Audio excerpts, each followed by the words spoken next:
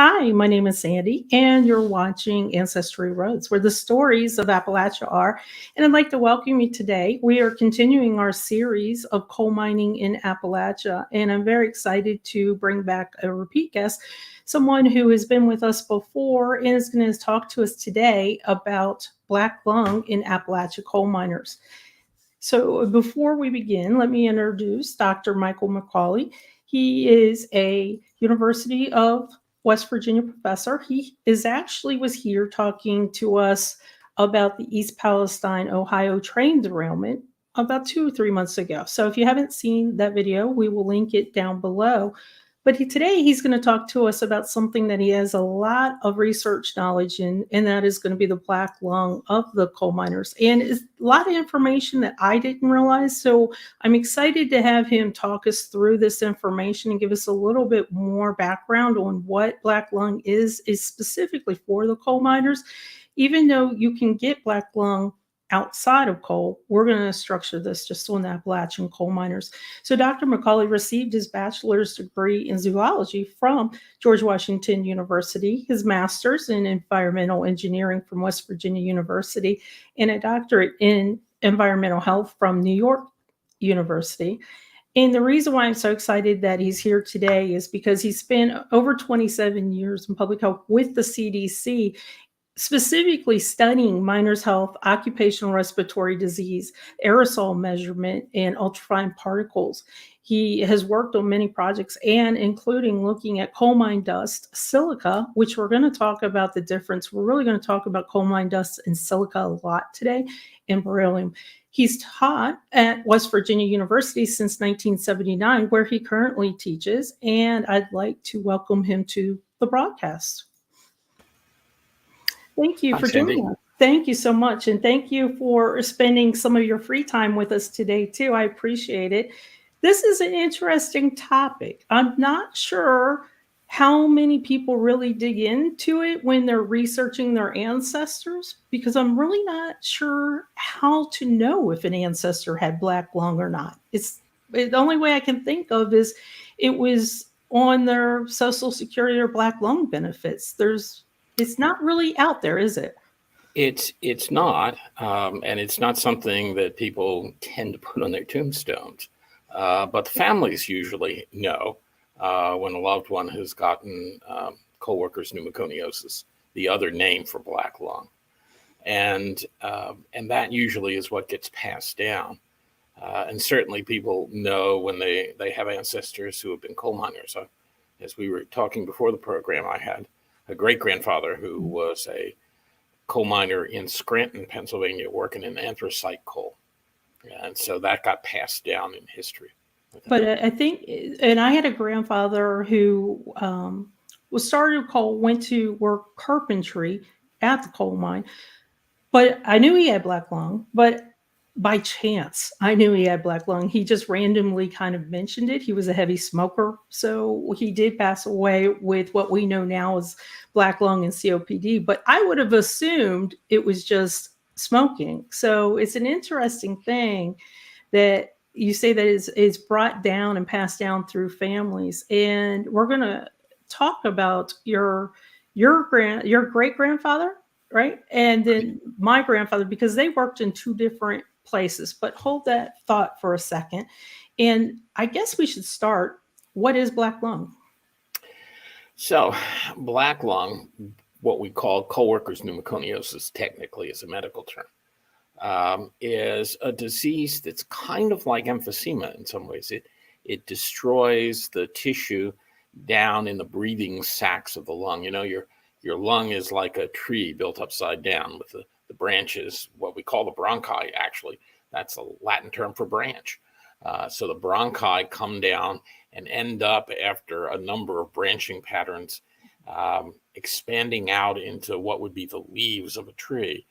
In the case of your lung, they're little tiny balloon-like appendages to the ends of these branches that expand and contract as we breathe. And that's what makes up the majority of the volume in your lungs. And it's where the air passes from your lungs into the bloodstream, because the job of the lung is to deliver the air from the outside down through this branching pattern across the sacs at the end of the lung that are expanding and into the capillaries that sit on top of these sacs that have blood flowing through them.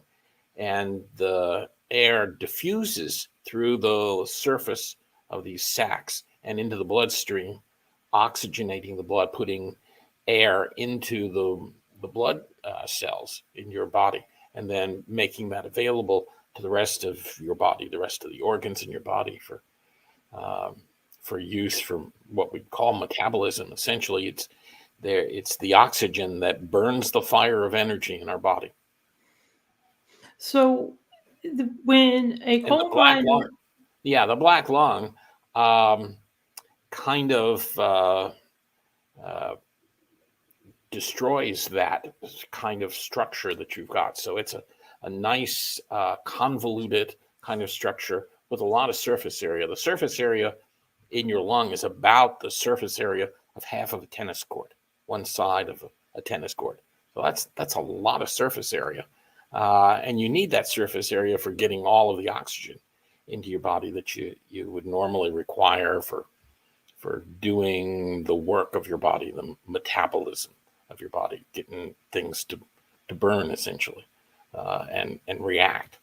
So the cells in your body are nice and cuboidal.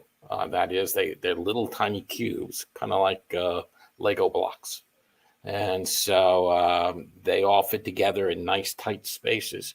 Well, when they're injured, you get something called a fibroblast, which essentially is a scar. So, if you cut your hand and you patch it up or something, there's a permanent scar there. And the reason there's a scar is because the tissue that the body puts in place of the regular tissue that was there, the regular skin tissue that we had there, is not that little block of Lego-like structure that it was normally supposed to be made of. And what instead is there is kind of a Band-Aid, a fibrous, longer cell that doesn't quite allow that structure to be nice and tight and small. And so you can't fit as much surface area into your lungs as you could before easily. So your chest kind of restricts the amount of volume to which the lung can be expanded, and therefore the amount of surface area that's available for the air to pass through from the outside, through the branches, into the alveoli, and into the capillaries and into your body. And so the amount of oxygen you're getting in your body decreases. Same kind of thing happens in emphysema. So that's what I was going to ask. For those of you that might have asthma, this is way worse. And emphysema is similar in a way.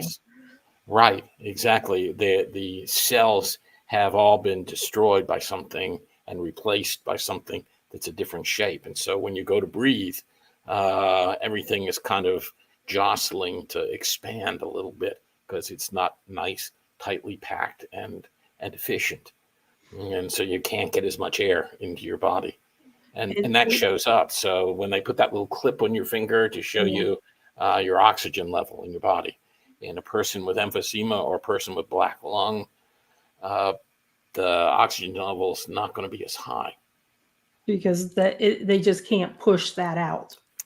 Right. They can't bring that air in, and they can't push the cells to expand far enough to give them the amount of surface area. So you go from having a tennis court to having half a tennis court to having a quarter of a tennis court over time. And that's really the underlying problem with the disease is you end up not being able to get as much air into your body as you need. Now, you've been studying this for quite a while, Yeah, and I imagine that you've seen a lot of changes. I know there's been regulatory changes, but I imagine you've seen a lot of changes, but there's no cure. That there is hasn't no changed, cure right? currently. No, there's treatment that Mhm. can be done to slow the progression of the disease. So when we talk about co-workers pneumoconiosis, when we talk about black lung, we talk about it being a progressive disease. And that means that the disease continues on, regardless of whether you're still exposed or not even. So Well, that's a if, great question. So if I leave the coal mines, if I leave and I have a stage of black lung, will it get worse if I'm out of yes, the mines? yes, it still continues to get worse. And it's basically the body attacking itself, Hmm. doing this. And that's why once you set the body on a course to sort of go after this material that's there that the body senses is toxic, then the body will keep coming after it and keep coming back and sending these, what you call hunter killer cells, essentially into that area to look for what the body probably believes is something like a bacteria, because it has that, it's that kind of reaction in the body to something like coal dust. That's the body sends its immune system in to find whatever is causing the problem. It's So inflammatory let essentially. me go back to this picture real quick. So we see that on the left is the healthy lung, and you mentioned stages. So I'm going to say that probably the middle picture of the lung is one Is of what the they early. call simple. That's simple pneumoconiosis. Okay. And then on the far right hand side, that's probably what would be called progressive massive fibrosis, which is where the lung is being eaten up by the hunter killer cells, So and you can see it's full of dust. it is. It really, when we say black lung and dust, it's not an analogy. It is dust. Yes, I've seen NIOSH has a program for doing and paying for an autopsy of a former coal miner when they pass away, to look at their lungs to see if they had um, black lung, co-workers pneumoconiosis, because there's the possibility of compensation for that at some point. So But if when they, I had the middle picture, yeah, and then I'm out of the coal mines. I left the coal mines. I have this middle picture lung, and I left the coal mines. And even though I've left, it's still the chances of it looking like the picture on the right are high. yeah, the chances of it progressing over to the one on the right are certainly elevated. And it's a little hard to quantify what that is. There are Yeah. some statistics on just how fast it progresses, but you're talking about a 20 to 40-year lifespan generally, with the current coal dust regulations. And in fact, in about 2014, they lowered the amount of dust that they allowed in the mine, because they were seeing enough miners that were getting black lung, to cause some concern for the response relationship for the amount of dust you breathed in to the risk of having simple or progressive coal workers pneumoconiosis. And I know that it's a requirement that the coal mine operators supply the respirator, but it's also, I've talked to many coal miners who say they don't like them. They don't enjoy wearing them at all. And so is it a requirement that they have to, or is it a choice? No, it's a choice. It's left up to the coal miner as to whether they want to wear a respirator. And well, so when I teach my safety and health class students about respiratory protection and wearing respirators, that's personal protective equipment, and I tell them that if they're a safety and health professional, The law says they should be providing the person with a safe and healthy environment where they don't need something like a respirator. And so if you have to go to something like a respirator, then you can't consider yourself completely successful in keeping a safe and healthy work environment. Well, that's interesting. How does that pass through the regulations? That's It tricky. doesn't. It doesn't, because what we're saying in the regulations and what I'm saying in my classroom are a couple of different things. And the regulations are you should provide this, and the presumption is people are going to wear it. In my class, I tell the students that if you've ever had to work all day long in a respirator, it's uncomfortable. Mhm. And people don't like to do it. And the unfortunate situation is that if it's uncomfortable and you're working hard and it restricts your breathing and you're sweating around it and all, you tend to want to take it off. That's not a good thing. Yeah. But it's human nature. And we have to understand human nature, that people are not going to want to wear these kinds of things. They're going to want to work in an environment where they don't need to wear those kinds of things. But the coal mines just aren't that environment. Unfortunately, in many cases, no. And the coal miners do know black lung back way back in the day. Yes. They of course didn't, but now they do. So they know what they're doing, and I guess it goes back to it's a choice that they make. This has been kind of our dilemma that we've talked about a lot through this series this month with coal mining. We've hit a lot of hard topics, and it comes down to a miner is there for a job, to put food on the table and a roof over their head, and they know the decisions they're making. And I guess at the same time, you want to be respectful to themselves and their decisions, because like you said, as a human, it's going to be uncomfortable. So you want to, the job of a safety and health person is to keep a safe and healthy work environment through the engineering technology that's available to them. And there is engineering technology available. It comes at its own cost, both financial cost and the difficulty of working around it, because what you're looking at in terms of the technology are two very simple things in a way. It's air and water. So in a coal mine, to keep dust levels low, you ventilate very quickly. And of course, it's always good to have ventilation going on in a mine because of the gas levels that could be there, and keeping the possibility of a gas explosion low is a really good thing to do. And then also the machines that cut the coal. These are big drums with heavy pointed teeth on them, and coal fractures somewhat easily with that.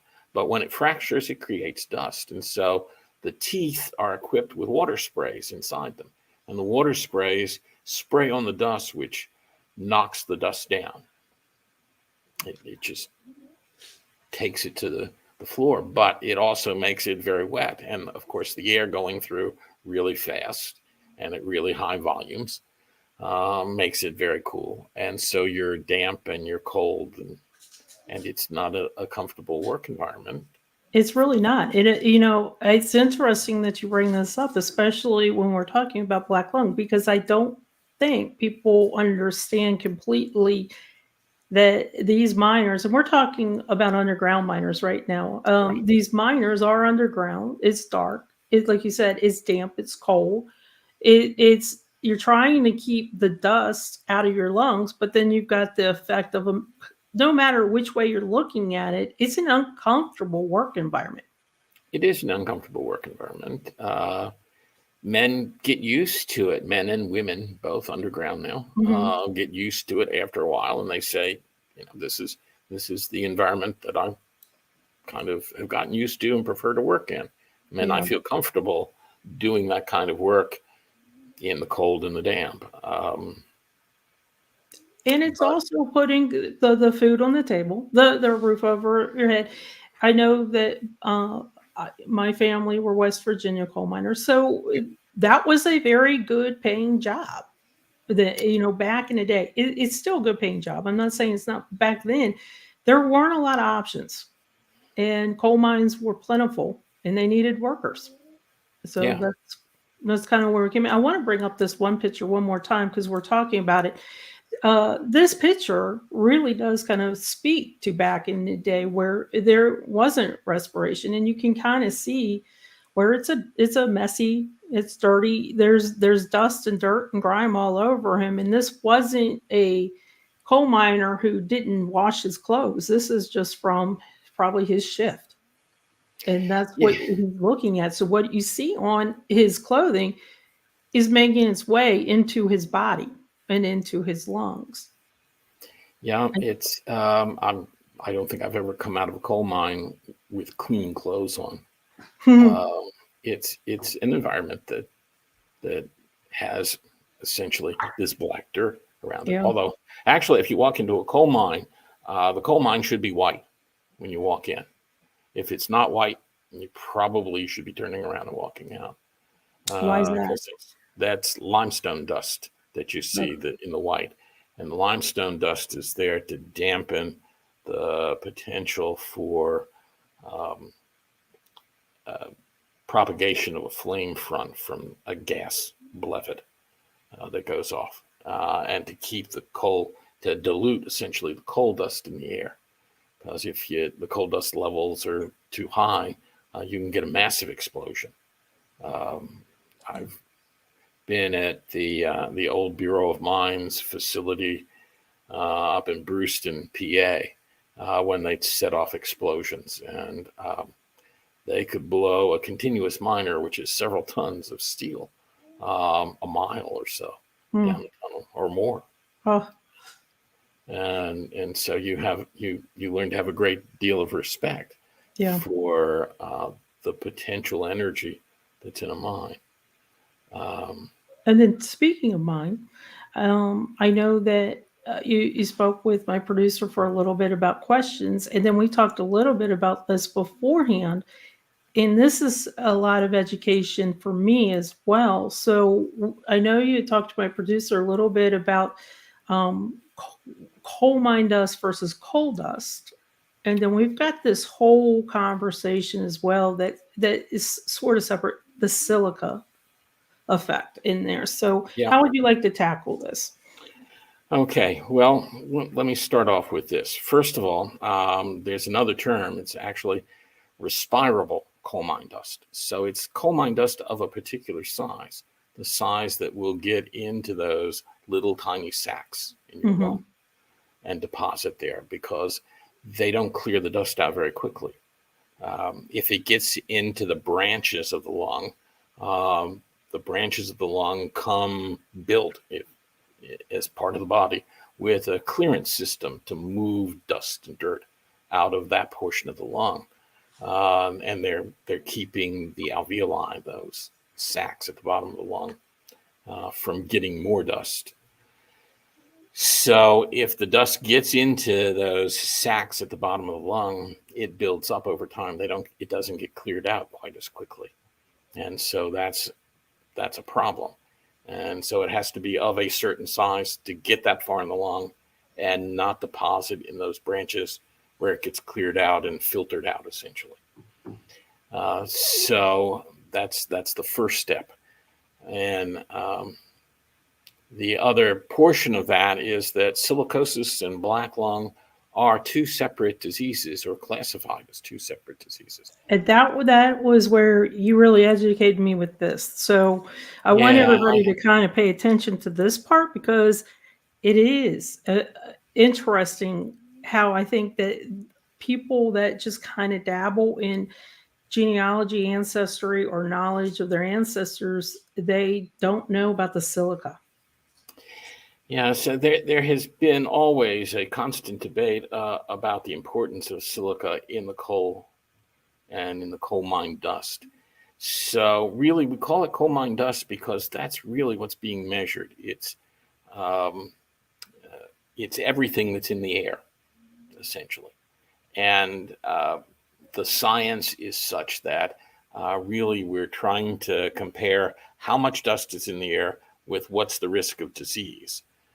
And when you compare those two things, you find that there's a pretty strong association between the amount of dust in a coal mine that's in the air and the possibility of disease, the risk of disease. And so the standards are set for the amount of dust that's in the air in a coal mine. And so the standard is called coal mine dust, because there can be more than just coal in that air. And people have debated back and forth for a long time about the other stuff that can be in the dust in the coal mine and what's the toxicity of that. So I spent a lot of time, for example, when diesels were first being put into coal mines, looking at how much diesel dust was going into the mines. And we knew that that was going to potentially add to some of the toxicity of the dust.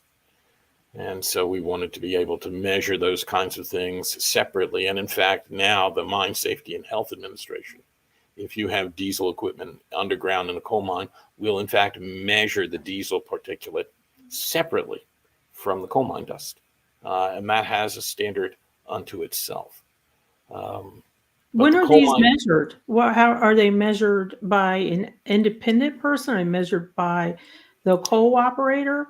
The standard technique is to have the coal mine operator once a quarter measure the amount of dust in the air and look at the concentration, and then send the filter back to MSHA for further analysis. And the filters come pre-weighed from the manufacturer. They're sampled underground in the coal mine by the operator, and then they're sent off to MSHA to be post-weighed. So you get the weight difference between when they were first weighed and when they were next weighed. And that difference, one subtracted from the other, is the amount of dust that was on the filter, and that's the amount of dust that was in the air. And if there is too much in the filter, they're fine? If there was silica, then the silica can be determined separately, and it lowers the permissible level of dust that can be in the air, because there's a recognition that the silica has a certain toxicity that tends to add weight to the effect of the coal mine dust. I had a colleague that in fact was looking at this and said, yeah, he thought that the silica played a really important part in the progression of this disease, and perhaps the initiation as well of black lung disease. And that's kind of a controversial statement to make. Why? So could I have, if I'm a coal miner that has black lung, do I also have silica? Well, and there's the controversial point. You have to prove that you got exposed to silica? No, you don't. You just have to prove that you got exposed to a certain weight of coal mine dust in the air per volume of air. Where would I get exposed then to silica as a coal miner? As a coal miner, I would only really truly get exposed to a higher level of it in a coal mine, working in a coal mine, correct? Well, you know, you can be exposed to silica in all sorts of different kinds of mining. In fact, it's very common in what we call hard rock mining. So these are for metals. So if you were a gold miner, for example, the mine materials that you're working through, that you're tearing apart to get to the gold, will have silica in them. And so there've been a lot of study of gold miners, particularly in South Africa. And they found there that in fact there was an increased risk of silicosis in these folks. But you can find it in the coal mine itself. So when you're digging through on a heading, that would be going in a straight line, essentially. You're following the seam of coal. And the seam could be anywhere from a few inches to a few feet high. And so you're cutting through, trying to retrieve all of the coal out of that heading. And sometimes you cut into the rock that's surrounding it. When you cut into the rock surrounding it, there's the possibility that you can get silica coming out of the rock that you're cutting into. So that's an exposure point. As well, in the silica itself, in the coal itself, when the coal was being laid down, remember, it's essentially organic materials. Mm-hmm. So when the organic materials were being compressed together, it could have been things like sand, for example, in with it, and the sand gets compressed in with the organic materials, and now you have pieces of silica, essentially, maybe even tiny pieces of silica in the coal itself, and so the coal can have silica in it. How dangerous is silica versus, say, if you could separate the two, coal mine, the dust from the coal, and silica? If you could separate the two, silica would be the more dangerous? Silica has the lower exposure limit of the two. So on a mass per mass basis, silica is several times more toxic for the allowable mass that you can be exposed to than is the coal. And I know that we were talking beforehand a little bit about silica. For those watching, we were talking a little bit about an ancestor that I had that wrote a book, and it was published but not distributed, about a place called Hawk's Nest in West Virginia. It was a tunnel, and the reason why it was important and controversial, and this was a long time ago, is because the tunnel was silica. Could you share a little bit with us about how those workers weren't surviving very long because of the silica? So the tunnel was a project of diverting the New River through a larger drop in altitude than the New River. The New River actually ran around a horseshoe bend. And by cutting across the horseshoe bend, the New River fell more precipitously, which allowed it to drive steam turbines and that kind of thing. And so they decided they'd cut this shortcut for the river through a mountain in between. And the mountain had a vein of pure silicon dioxide, SiO2. That's silica. And usually in things like, say, granite or sand, the percentage of silicon dioxide, SiO2, may be a few percent. But in this particular case, it was a perfect 100%. Wow. That's amazing. So all of the dust was highly toxic. And they, in order to meet the terms of the contract they were under, the company drilling the tunnel drilled it dry. So they had drills running into the rock. And normally one would have a flow of water spraying out from those drills, suppressing the dust levels. And then after the holes were drilled, they'd stick dynamite in the holes, set off the dynamite, and that would again fracture the rock, causing it to fall so it could just be scooped up and move on.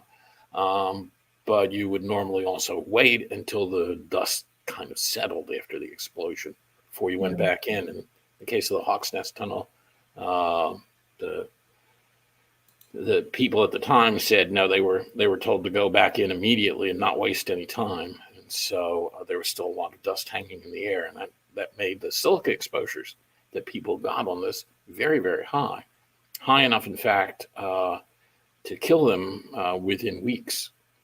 So that people started on this tunnel, worked on it for a couple of weeks, and then died of an acute form of silicosis that, unlike the chronic silicosis that everybody hears about, which creates a disease that causes you to feel sick after an exposure of 20 or 40 years.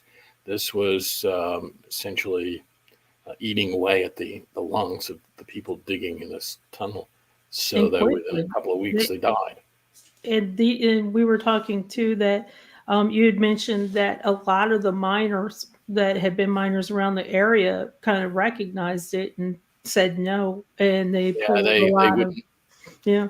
Yeah, the local miners wouldn't take the jobs, so they brought in laborers by advertising down south, and a lot of African American laborers came to the tunnel unaware and unfamiliar with mining techniques, and didn't understand or didn't know or had not been told that the way that mining was being done there was very dangerous. And so we found that a lot of the folks who worked in that tunnel died very quickly. It was not an easy death from what. No, they essentially drowned to death in their own body fluids. So when that was more silica, like you said, that was at 100%. Now, Mhm. when we go back, let's bring it back to the coal mine dust. And for a miner, if he has an advanced stage of black lung, he's basically not getting that air as well. That's right. It's an advanced, something like a progressive massive fibrosis, which is what the physicians call the later, more damaged stage of the lung from coal workers' pneumoconiosis.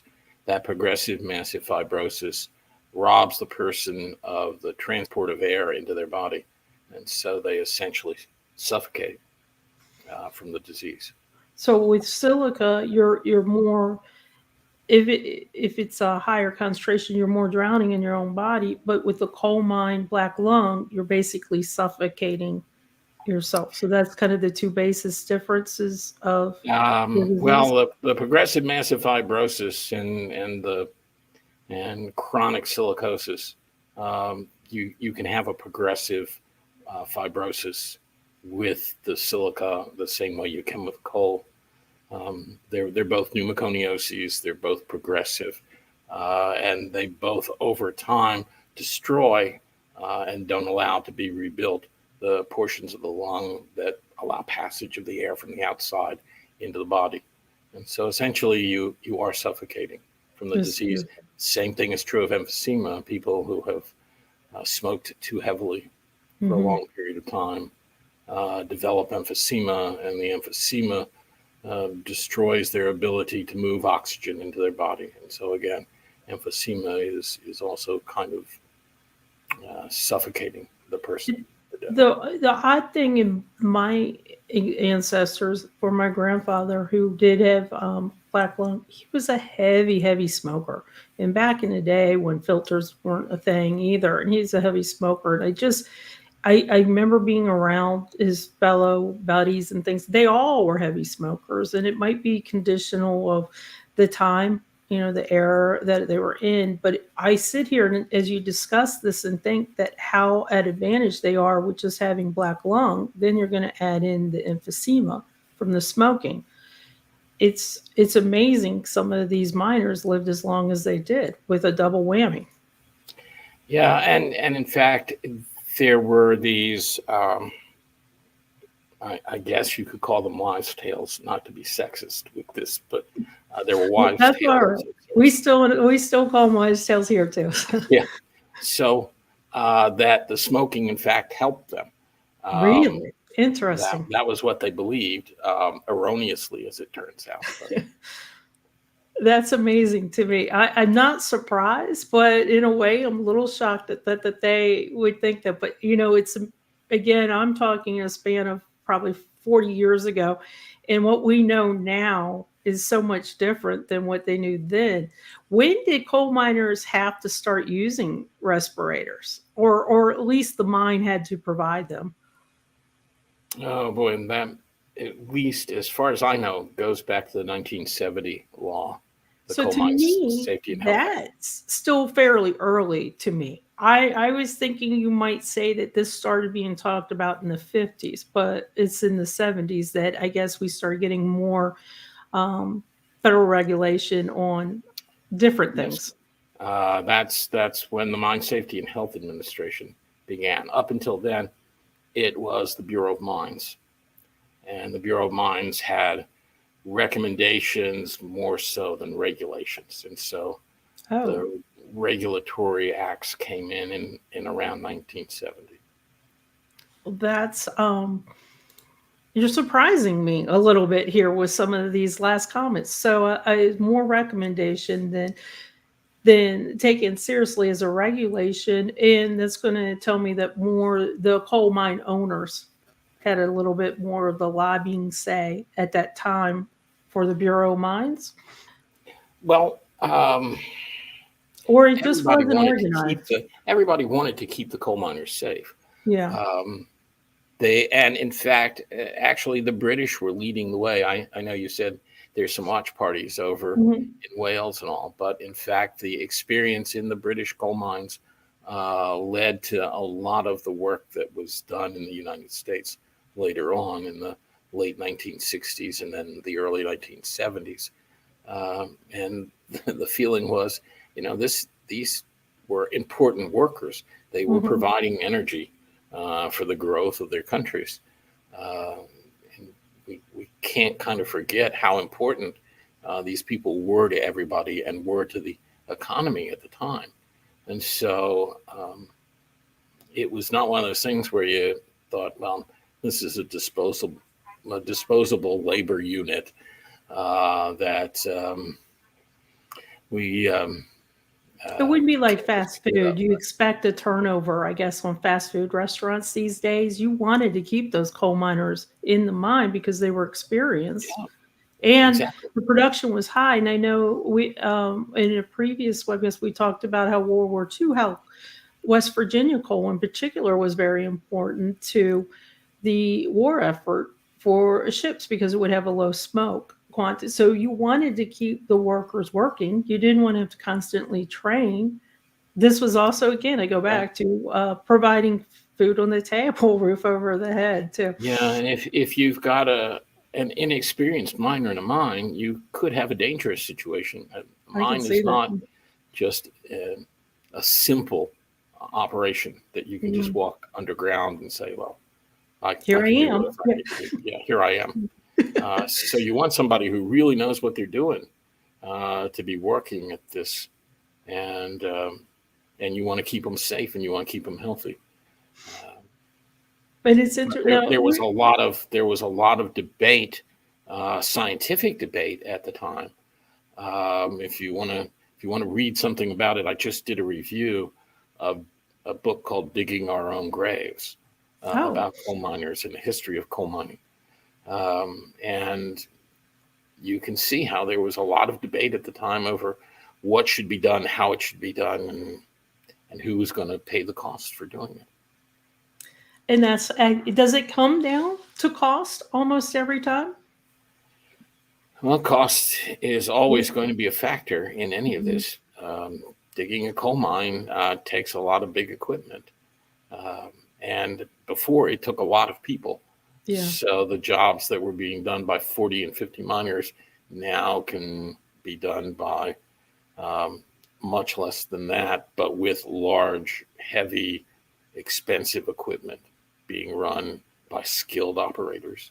And that's a good point too. Like you mentioned, skilled operators. This isn't a disposable staff, No, and it's still considered a very well-paying, good-paying job in Appalachia for the coal mines. and It appropriately so, yeah, really. it's a skill that a lot of other jobs, if you're a software engineer, computer programmer, it's a skill you learn and you go up the ranks as you learn throughout the coal mine as well. I would guess, and this is just off topic, by the way, but I would guess that with less mines in operation as well, the the more experienced workers that you have to operate the machinery are definitely well taken care of and needed throughout the mining system today. My producer, he might want to try again. I just dropped a link. It's kind of a wonky link here, but just dropped a link for the book that Dr. McCawley mentioned, digging our own graves, for those who want to investigate it and find out a little bit more about it. We talked a little bit beforehand, and I'm not sure how to approach this, so I'll mention it and then let you tackle it, about how your great grandfather worked in a mine in Scranton, and then mine worked in, more central southwest of Virginia in a mine, and the coal's different. Yep. And would it matter if your great grandfather worked with a harder substance, mine worked with a softer substance? Does that matter in the cases of black lung? Well, there have been some studies done. I had a colleague when I worked at NIOSH, and let me put in my little plug here that this is my opinion, not necessarily the opinion of the National Institute for Occupational Safety and Health, from whom I have retired. But he had a theory that the silica inside the coal made a difference in its toxicity. And not just the silica by itself, but the coating around the silica. So if you want to think of a piece of silica as kind of like an M&M, the hard candy shell keeps the chocolate from melting. Well, the silica pieces inside the coal could have a coating around them, and the coating would not dissolve away very easily in the body.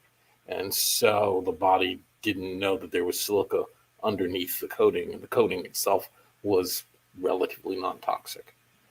And so the body did not see the silica and did not react to the silica, and therefore the toxicity effect was much less than it might have been.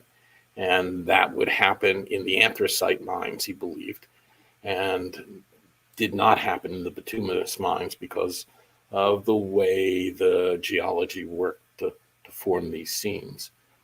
And so he believed that that was why that people were seeing less coal-workers' pneumoconiosis, they thought, in the anthracite miners than they were seeing in the bituminous miners. The coal was coming from a different geologic history that made it perhaps less toxic. That was a fairly controversial theory. Will it ever be solved? The theory ever be solved, do you think? That's a good question. Unfortunately, my colleague passed away a few years ago, so I'm not sure if anybody's taken up on that particular theory. Well, there you go. If we have any future researchers, scientists, or anybody interested in Appalachian coal, please, reach out. Let's see if we can find out a little bit more mystery. Because for me, the silica is something that I just wasn't educated enough on. So I'd like to know the differences as well. If the difference between that hard and softer coal made a difference. And we do have a couple questions for you that kind of go back to this too. So let's start with, since we just talked about silica, is there silica in the air we breathe? I'm going to assume that means just an individual walking down the street in a grocery store. Do we breathe something like this? Yeah, you can. Silica is a major component of sand, for example. So if you're at the beach, as I am right now, and I walk out on the beach, I can get an exposure to silica. In fact, they found evidence, I believe, of silicosis in Egyptian mummies. Oh, interesting. The Egyptian mummies lived in the desert, and so were exposed to sand that's airborne. And dirt will contain silica. So, yes, you get a little bit of an exposure to silica, potentially, if there's dirt in the air. And then another question, let me bring this one up from Kathy. What is the exposure for coal mine dust for miners doing surface mining, the mountaintop removal? Well, depends.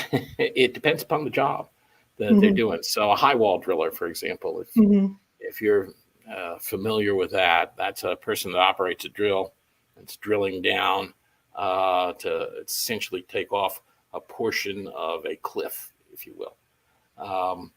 And a lot of times with the way the high wall drill operated, they would be getting a plume of silica coming from the drill, from the rock they were drilling through. And to operate the drill, they might be outside the drill, outside the cab of the drill where they were better protected, doing something and could pick up an exposure that way. And we had seen, when I was at NIOSH, we had seen silicosis in high wall drilling operators. And then, so if you were just a random truck driver, or maybe you might have exposure, but not as bad as somebody who is actually in, well, and I guess let me ask you this. It's the blast. When they do those large blasts for mountaintop. So when they do the blast, you get a big plume of dust. Yeah. I've seen them have stood in the middle of the blast. Oh my gosh. And then the residents down below. I mean, the blast is so the residents down below are now exposed as well. Yeah, potentially they are. The levels, because it's been blown some distance, maybe a little bit lower, so that diminishes the exposure. But yeah, there's always potential for that being an exposure scenario. I just so with the coal mines, and the coal mine operators are required to provide a safe environment, but for those that are down in the holler or have the particles, the coal mine operators aren't responsible for all of what they put in the air. Yeah, that's a good legal question again. Yeah, I'm not an attorney. So don't take this as legal advice. Yeah, but it's a good question to ask about who's responsible here. Because next week we actually have the Appalachian Citizens Law Center coming on, and they are working with getting black lung benefits for miners, but also the mine safety and the environment safety. So I will hold that question for next week when we talk to the ACLC, because that's a good question. I know that many of us have seen many documentaries on mountaintop removal, especially since we had a guest last week talking about it. So when you think about all those citizens trying to protect their property and their land, and then you see the blasts go off. So we'll definitely hold that question until next week. And I'm sorry to put you on the spot. It's a good question for an attorney, but I'm not an attorney, so I'm not sure that I should hazard a guess at that. And then we have another question from Nick, and I think my producer has one too. But let me see. So, has life expectancy changed with coal miner with black lung? And I'm going to guess that I don't know how to guess this question. Actually, I was going to say I guess we start with before the regulations with the respirator, and then today. And I would assume that would be yes, but again, it's a choice. They have to wear the respirator. Well, first of all, it is going to be partially a function of the amount of dust to which they were exposed. So the more dust you get exposed to, chances are the worse the disease is going to be, and the fewer years you will live with it. We have taken down the exposure limits. In fact, the newest regulations cut the exposure limits in half. They were at 2 milligrams of coal mine dust per cubic meter of air, down to 1 milligram. And the reason for that was that we were still seeing more coal workers' pneumoconiosis than we wanted to find. We wanted to find none, of course, but the expectation was we'd find a little bit. But what we were finding was a little bit more than a little bit. And so, we have cut back exposure. We have cut back the way that exposure is done. So now there are coal mine dust samplers that can give you an instantaneous readout underground in the mine, and will tell you how much dust is there. And so people can act on immediate information to reduce dust levels if they see the dust levels climbing in the mine. Can I, as a coal miner, do that test? Yes, it's a machine about that big, by that high, so size of a small briefcase, I would suppose. And the person will have a strap over it and wear it on their side for the whole shift, and be able to look down at it and see it in real time and see what the levels are. And so also direct folks, if there's a plume of dust, for example, coming out from a piece of equipment, say, well, don't stand there. That's where the plume of dust is. Stand over here where the air is cleaner. And also we need to do more to perhaps increase the ventilation, the airflow through the mine, or to increase the water flow on the sprays, knocking down the dust, which again can help with that. And that was part of the newest changes back in about 2014 for the coal miners. So, as somebody who has studied this and knows pretty much from personal experience going in to the mines, teaching about occupational safety, are we where we need to be to keep coal miners safer from this disease? Or do we have a little ways to go or a lot of ways to go? Yeah. Well, we have a ways to go. Okay. I'll accept that answer. Yeah, we have a ways to go. Actually, the other, and I should have brought along a reference for you, and I'll send you the reference.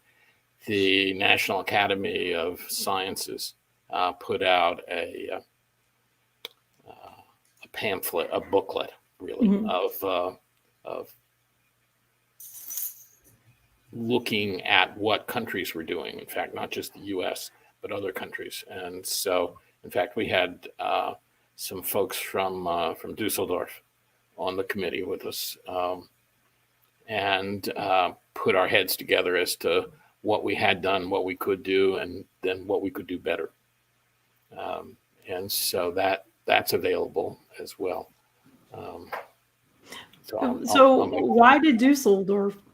Dusseldorf is where the research work was being done for the German mining industry. All right. Well, that's pretty interesting then. So I think you've given us a lot of information to think about, especially when it comes to our ancestors. We see the conditions that they had, and we see that they didn't have the technology, the machines, the respirators or anything way back when. Your great grandfather, my grandfather, they did not have that. And even though those machines and that equipment is still around is around today, there's still some concerns and we're still seeing black lung. Yeah, we are. And we're still seeing silicosis. We, when I was with the National Institute for Occupational Safety and Health, with NIOSH, we had a program to try to eliminate silicosis, and we were not able to bring that to complete fulfillment. So people still get silicosis. And in fact, I had heard from some of my colleagues who are working there now, actually, some of my students who are doing this kind of work, that they're going for another round of this and trying to eliminate silicosis. And so it isn't an easy job. And there are still a lot of scientific and a lot of technical questions to be answered. And that's going to be expensive, and so it has to be prioritized. Do you ever wonder, or have you ever questioned or asked a coal miner why, the risk? Do you still want to do the job? The coal miners that I spoke to were folks with an enormous sense of mission, that this was important, first of all, for their families, and then for their country. And they felt like they were the ones who were growing up in the area. They were the ones who could benefit from having the good jobs. They were the ones who could benefit from doing the right thing at the the right time, the right way. And so they were, it was kind of a sense of self-sacrifice, I really believe, for some of them, looking at the risk they were taking, because people would feel like, well, you know, it's a risky job, not just for black lung, but for all sorts of dangers that can come along. I mean, you're working around heavy equipment a lot of the times. And in fact, when we looked at fatality rates of coal miners, it seemed like the highest fatality rates were traffic accidents inside the mine. Interesting. So, yeah. Well, also, this tends to be a generational occupation. It tends to be, I don't want to sound sexist here, but sons of sons have been in the Appalachian coal mines for a very long time, and it seems to be a career path. We interviewed a West Virginia coal miner last week, and one of the things he wanted to make clear was that it was a good job for them, and that it was a choice they wanted to make. This gentleman actually had a full college degree and could have done a couple different things, but his father was a coal miner. His grandfather was a coal miner, and this is what he knew, and this is what he thought he would be able to excel at as well. And I think that's, I guess, where we'll leave it, that for an Appalachian coal miner, they know the risk involved, but it's a choice that they make. And because they make it, especially back in the day, we had energy.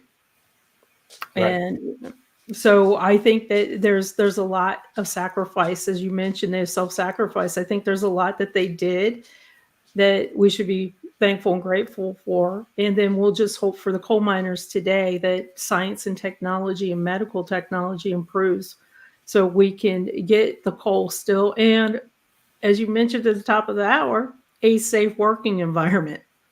Right. I think we as a society have to understand our own responsibility towards the coal miners and the coal mining that's being done, and what it has done for the country, and what the coal miners have done for the country. And I could say it any better. I thank you, Dr. McCawley, for coming in. You've really educated us on the difference of silica in the coal dust, as it's silica just in general. But as you summed it up, I think that we do owe a debt to the Appalachian coal miners for this energy. And I hope to see you again. You never know. We'll reach out to you again. But in the meantime, enjoy the rest of your vacation. And everybody who's watching, enjoy the rest of your day. And if you are watching this after the fact, you can still leave comments and we will come back and answer them as we see them. Join us next week. We are going to have the Appalachian Citizens Law Center to talk about black lung benefits, mine safety, as well as reclaiming mines, what they're doing to reclaim closed down mines. So enjoy the rest of your day. And thank you again, Dr. McCawley. Thanks for having me. I appreciate it.